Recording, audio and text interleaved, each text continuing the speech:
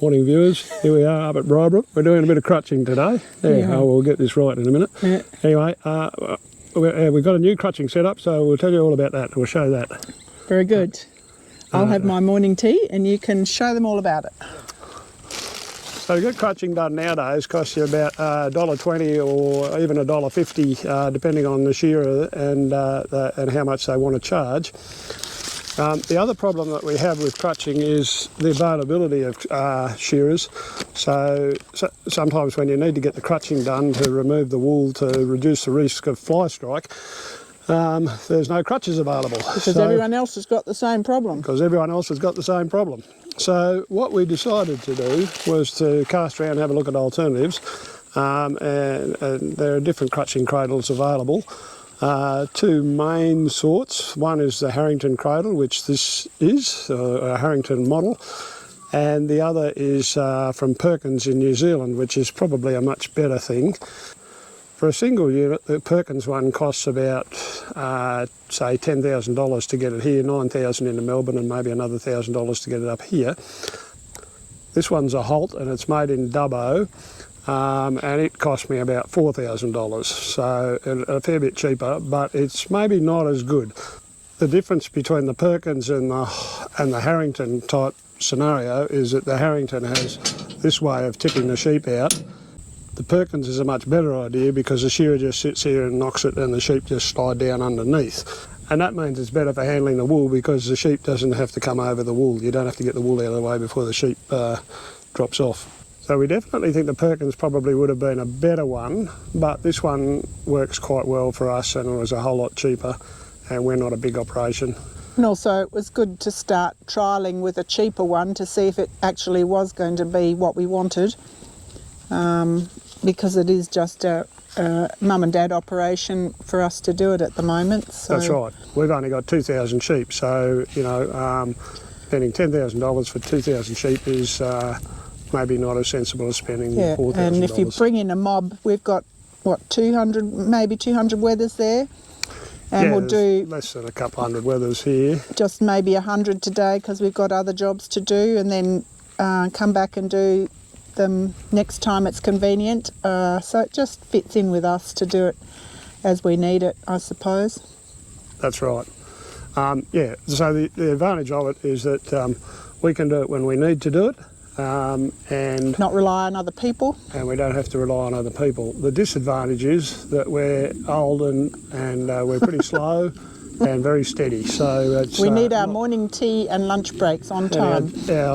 Our work isn't anywhere near as professional as a proper shearer, but pretty good. As long as we take our time, we can get there. Yeah. So we'll try and get some video of it to show you how inept we really are.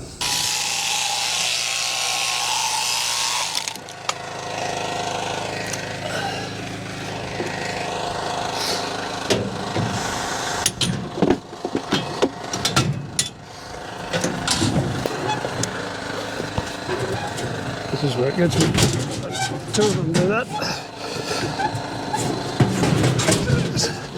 This one gets its leg caught behind the other. It can't.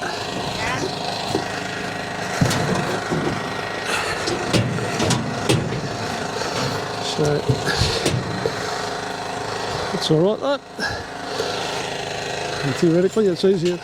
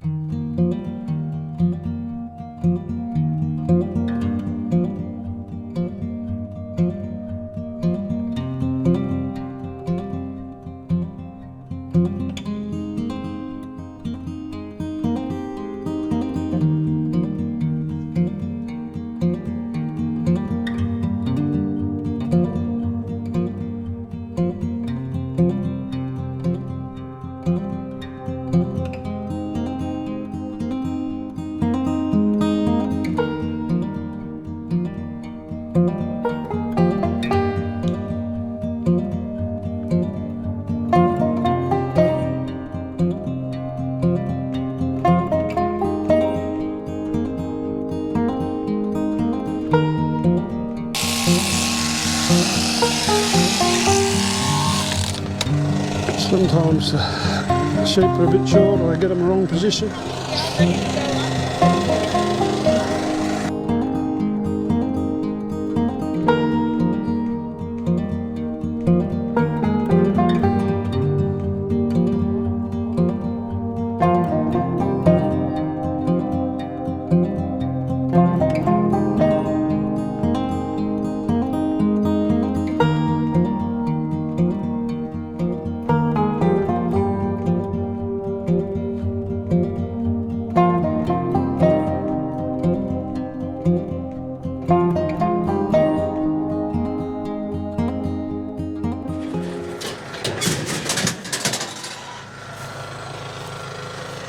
Just get a different angle of it.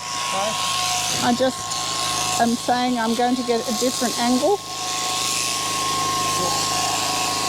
So this is the dummy sheep up the front, which supposedly suckers the sheep. Not always. Today the weathers are being a pain. I don't know why. I've just got attitude today. So we're putting the wigs there. Down here we're putting the pizzle, and I'll get to the good wool in between. It's more important that I keep the sheep up to down rather than sort the wool.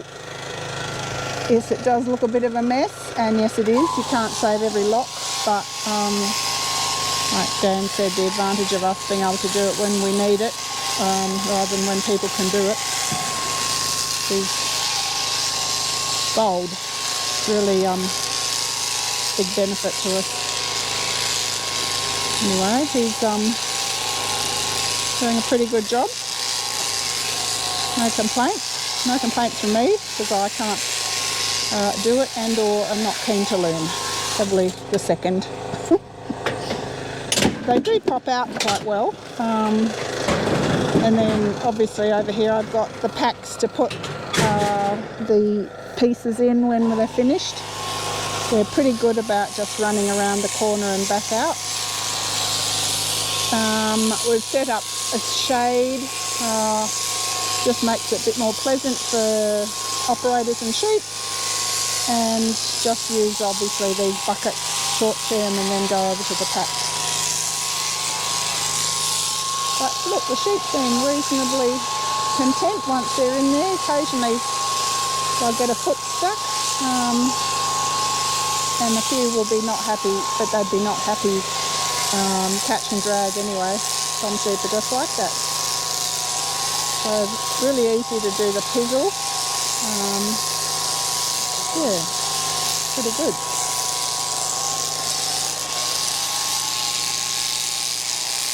We've got, I noticed one coming up that's stuck on its head, back of its head.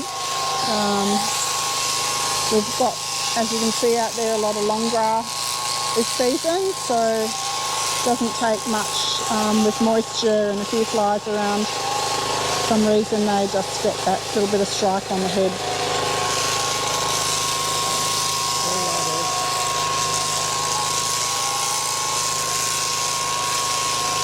And thistles. This mob have been in a pasture, improved pasture paddock, and a lot of thistles have come up. So they've enjoyed the feed, but we're enjoying their thistles. So we're probably going to have to leave that paddock alone till shearing, so we don't all end up not happy Vegemites. Okay, up. 25, something like that. Better count them out, I suppose. Very good.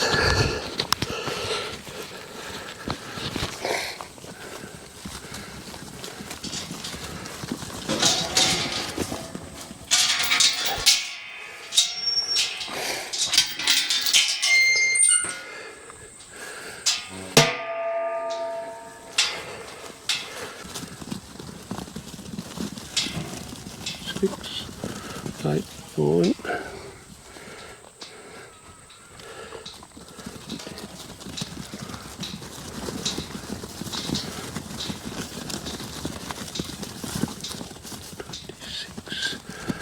$28, $30, 32, and this one I didn't have to do here is 33.